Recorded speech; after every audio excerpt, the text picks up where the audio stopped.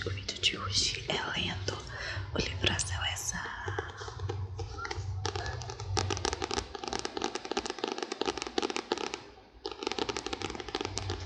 Hoje nós vamos ler o capítulo 14 do livro. Deixa eu até ver, gente, se lê muitas páginas, porque amanhã eu acordo cedo e assim, né, eu já fico num leve desespero e tal. Tem um pouquinho mais que 10 páginas. Bom, se inscreve aqui no canal, ativa as notificações e comenta aqui se você quer o capítulo 15 do livro A Seleção. Como eu previra, as meninas que pediram para ir embora mudaram de ideia assim que as coisas acalmaram. Nenhuma de nós sabia exatamente quem havia pedido para voltar, mas algumas, principalmente Celeste, estavam determinadas a descobrir. Por enquanto ainda éramos 27. Para o rei, o ataque tinha sido tão superficial que nem merecia ser noticiado. No entanto, como havia algumas equipes de filmagem no palácio naquela manhã, parte do tumulto tinha sido transmitida ao vivo. Aparentemente o rei não tinha gostado muito daquilo, o que me levou a pensar quantos ataques o palácio tinha sofrido sem que ninguém soubesse. Será que aquele lugar era bem menos seguro do que imaginava? Silvia explicou que se o ataque tivesse sido mais sério, teríamos permissão para telefonar para as nossas famílias e dizer que estava bem, que estava tudo bem, mas só nos deixaram escrever cartas. Escrevi dizendo que estava bem, que o ataque não fora tão sério como parecera e que o rei nos mantivera seguras. Insisti que não se preocupassem comigo. Disse que estava com saudades e dei a carta para uma simpática criada enviar. No dia seguinte ao ataque, correu sem nenhum incidente. Eu tinha planejado descer até o salão das mulheres, a fim de promover beijo para as garotas, mas depois de ver Lucy tão abalada, preferi ficar no quarto. Não sabia como minhas criadas gastavam seu tempo na minha ausência, mas quando eu estava no quarto, elas jogavam baralho comigo e deixavam escapar uma ou outra fofoca. Aprendi que para cada 10 pessoas que eu via no palácio, havia umas 100 ou mais escondidas. Eu sabia das cozinheiras e lavadeiras, mas também havia gente cuja única tarefa era manter as janelas limpas. Essa equipe demorava uma semana inteira para concluir o serviço. Quando acabavam, o pó já tinha atravessado os muros do palácio e se prendido aos vidros limpos que precisavam ser lavados mais uma vez. Também ocultos no palácio, os ourives fabricavam joias para a família real e presentes para os visitantes. Havia ainda várias equipes de costureiras e compradores de tecido, cuja missão era vestir a família real, e agora nós com trajes impecáveis.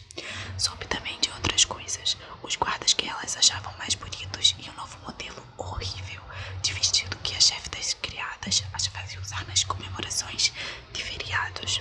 Soube que alguns empregados faziam apostas sobre qual selecionada venceria e que eu estava entre as 10 favoritas. E que o bebê de uma das cozinheiras estava doente e fora desenganado pelos médicos. Anne derramou algumas lágrimas ao contar isso. A mãe era uma amiga próxima e o casal tinha desejado um filho por muito tempo. Ouvir as criadas e falar quando tinha algo que merecesse ser dito, eu era incapaz de imaginar coisa mais divertida acontecendo no andar de baixo. Estava feliz por aquela companhia. Uma atmosfera tranquila e feliz tomou conta do meu quarto. Tinha sido tão agradável que decidi não descer também no dia seguinte. Dessa vez, deixamos as portas abertas, tanto do corredor como as da sacada, e uma brisa morna circulava e nos envolvia. Parecia fazer maravilhas com Lucy, e me perguntei com que frequência ela punha os pés para fora do palácio. Anne fez um comentário sobre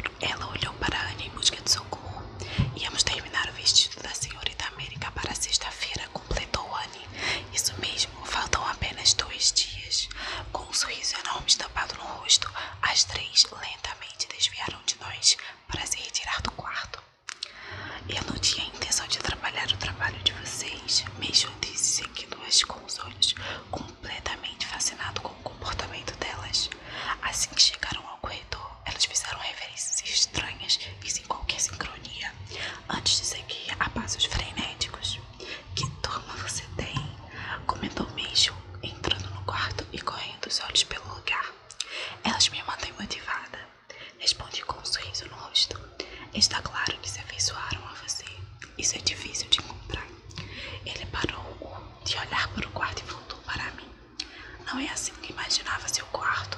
Levei as mãos à cintura e disse: mas isso não é meu quarto, ele é seu. Só estava emprestando. O príncipe fez uma careta, mas com certeza disseram-lhe que você poderia mudar alguma coisa. Uma cama nova, uma pintura diferente, uma camada de tinta. Não vai tornar este quarto meu. Garotos como eu não moram em casa com piso de mármore. Afirmei tanto de ombros e com um brincalhão. Mason sorriu. E comecei o quarto de verdade. O que você veio fazer aqui exatamente? Perguntei tentando desde conversar.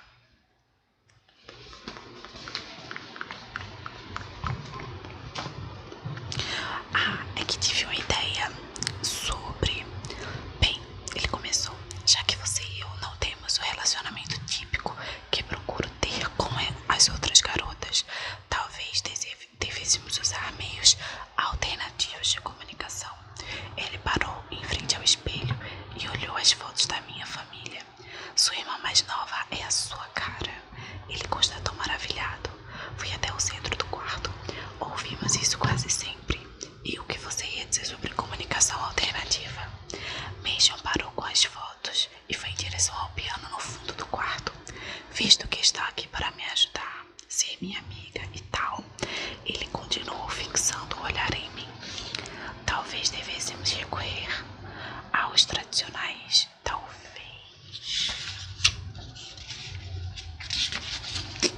Talvez não devêssemos recorrer aos tradicionais bilhetes entregues por criadas, nem os convites formais para encontros. Pensei em algo menos cerimonioso. Ele pegou a partitura sobre o piano. Foi você quem trouxe? Não, já estava aqui e consigo tocar de cor as músicas que realmente gosto. Suas sobrancelhas se ergueram. Impressionante. Ele voltou para perto de mim sem terminar a explicação. Você poderia parar de fusar e completar o raciocínio, por favor? Mason deu um suspiro. Muito bem. Estava pensando que podíamos ter um sinal ou um jeito de dizer que precisávamos conversar sem que os outros notem. Talvez coçar o nariz. Ele propôs e começou a esfregar a região abaixo dos lábios. Assim vai parecer que o seu nariz está entupido. Não é atraente. Ele me olhou um pouco perplexo e concordou. Muito bem, talvez apenas passar a mão no cabelo. Balancei a cabeça quase imediatamente. Meu cabelo passa a maior parte do tempo preso com grampos. É quase impossível passar a mão nele. Além disso, o que acontece se você por acaso estiver usando a coroa? Ela vai acabar caindo. Ele sacudiu o dedo na minha direção. Excelente argumento. O príncipe deu as costas para mim e voltou a perambular pelo quarto, ainda pensativo, parando ao chegar no criado mudo. Mexer na ponta da orelha. Pensei na hipótese. Gostei. Simples o bastante para ser discreto, mas não comum a ponto de confundirmos com outra coisa. Mexer na orelha. É isso. Algo tinha prendido a atenção de Mason, mas ele se voltou para mim e sorriu. Estou feliz por você ter gostado. Da próxima vez que quiser falar comigo, basta mexer na orelha e irei assim que puder. Provavelmente depois do jantar. Concluiu dando de ombros. Antes que eu pudesse perguntar sobre como eu encontraria, Mason já estava passeando com meu jarro nas mãos. Mais do que isto, soltei um suspiro. Receio que esteja além de qualquer explicação. A primeira sexta-feira chegou, e com ela nossa estreia no jornal oficial de Ilhéa. Nossa participação era obrigatória, mas ao menos dessa vez tudo que tínhamos que fazer era ficar sentadas. Por conta do fuso horário diferente, chegávamos às 5 da tarde, permanecíamos sentadas por 1 hora, e depois íamos para o jantar. Anne, Mary e Lucy me vestiram com muito apuro. Puseram em mim um vestido longo,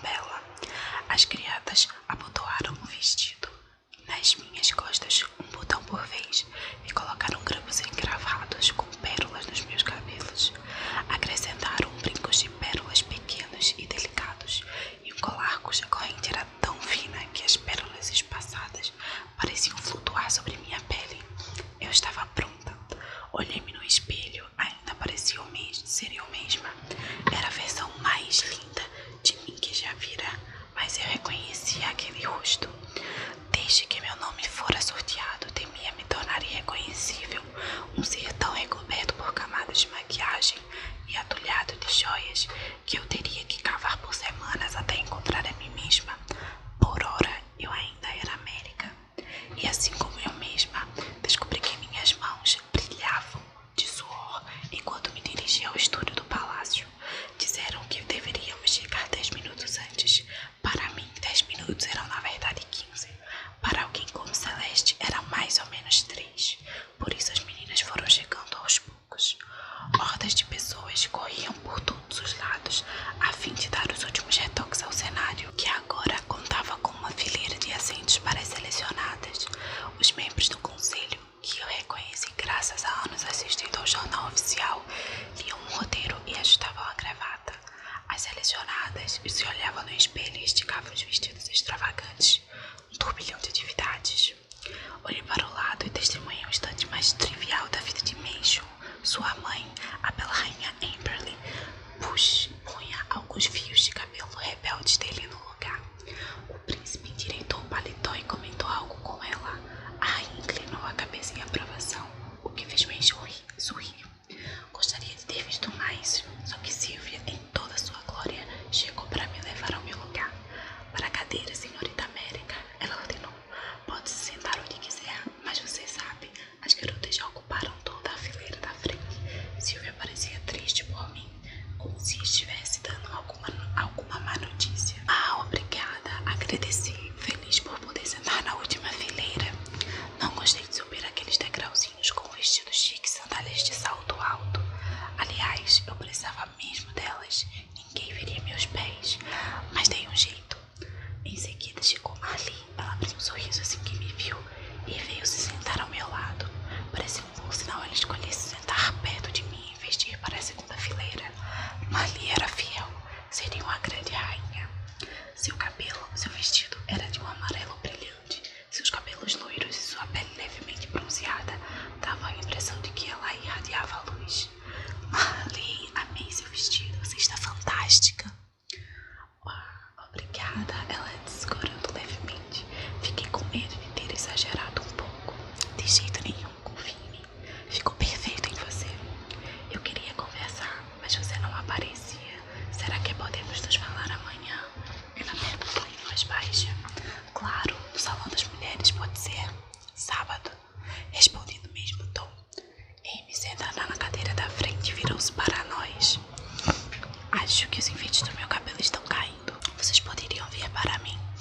Sem dizer uma palavra, Marli apalpou com os dedos esguios o cabelo de Amy à procura de enfeites soltos. Está melhor agora? Ela perguntou. Sim, obrigada, suspirou Amy aliviada. América, tem batom nos meus dentes? Perguntou Zoe. Virei para a esquerda e lá estava ela expondo todos os dentes brancos como pérolas em um sorriso lunático. Não, tudo bem. Respondi, vendo pelo canto dos olhos que Marli confirmava a informação com a cabeça. Obrigada. Como ele pode ser tão calmo? Zoe perguntou, apontando para Major, que falava com um dos membros da produção. Depois da pergunta, ele enfiou a cabeça entre as pernas e começou a controlar a respiração. Marli e eu viramos uma para a outra de olhos arregalados e tentamos não rir. Não seria fácil se continuássemos a ver Zoe, de modo que corremos os olhos pelo estúdio e começamos a conversar sobre a roupa das outras. Havia várias garotas de vermelho sedutor e verde brilhante, mas nenhuma de azul. Olivia foi ousada o bastante para usar laranja. Eu não sabia muito de moda, mas Marli e eu concordamos que alguém deveria ter ajudado a moça. Aquela cor fazia sua pele ficar meio esverdeada. 2 minutos antes de ligarem as câmeras, descobrimos que não era vestido que a deixava verde. Olivia vomitou ruidosamente na lata de lixo mais próxima e desmaiou. Sylvia entrou em ação e pediu aos gritos que alguém limpasse o chão e fizesse a garota se sentar. Ela foi posta na última fileira, com um balde próximo aos pés, por precaução. Mariel estava sentada bem na frente dela. Não conseguia ouvir o que ela disse à pobre coitada, mas parecia pronta para bater em Olivia caso o episódio se repetisse perto dela. Pensei que Major teria visto ou escutado uma parte da agitação e quis conferir se ele demonstrava alguma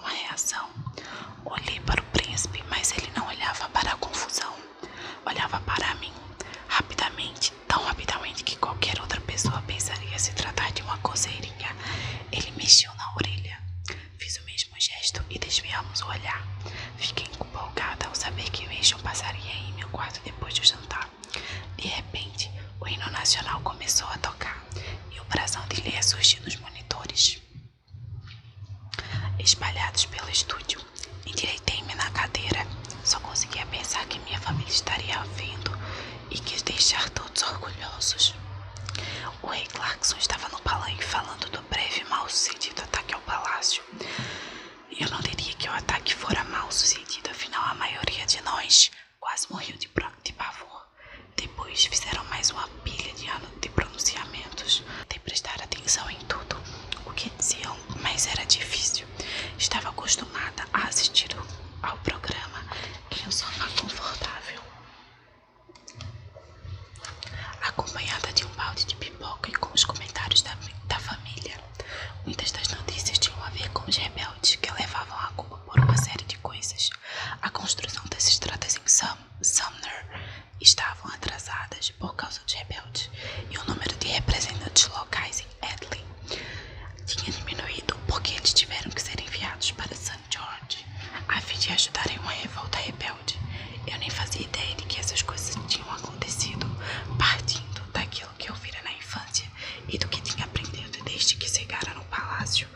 Comecei a questionar o quanto sabíamos de fato sobre esses grupos. Talvez eu não entendesse, mas não me parecia que eles podiam ser culpados por todas as coisas erradas de Leia. E eis que Gabriel surge no estúdio como se tivesse brotado do chão, assim que o mestre de cerimônias o anunciou. Boa noite a todos! Tem um anúncio muito importante hoje. Faz uma semana que a seleção começou e 8 moças já voltaram para casa. Restam agora 27 belas mulheres para o príncipe Meishu fazer sua escolha. Semana que vem, haja o que houver, a maior parte do jornal oficial de Leia será dedicado a estas incríveis jovens.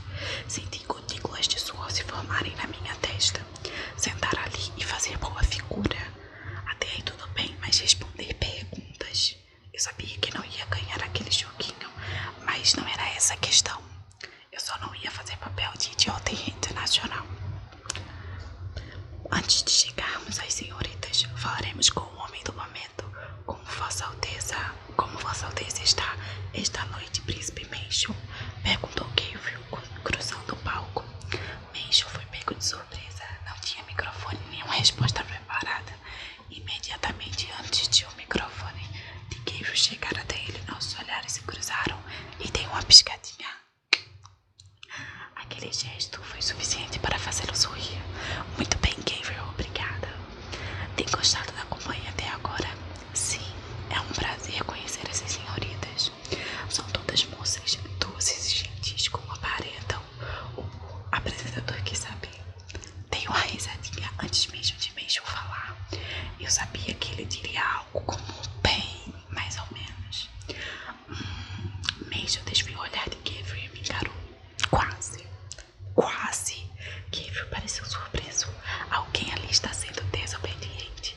Ele perguntou apontando para nós.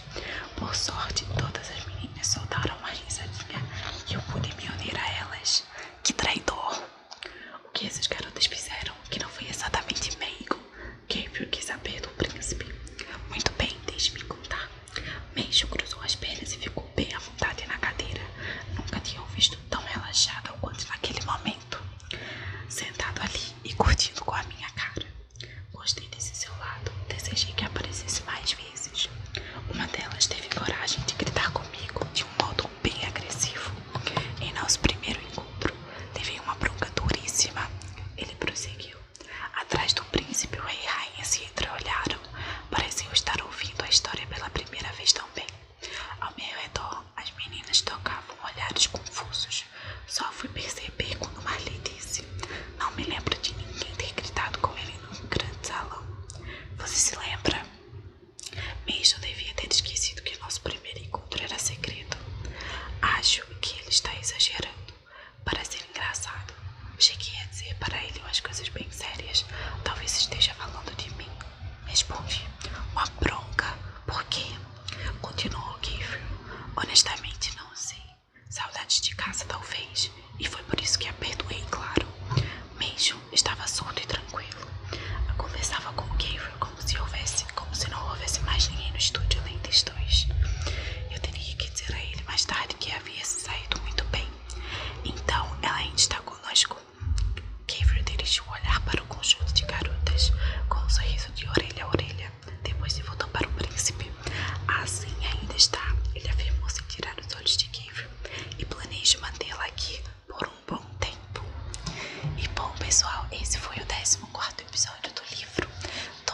ansiosa para a história se desenvolver cada vez mais. Eu espero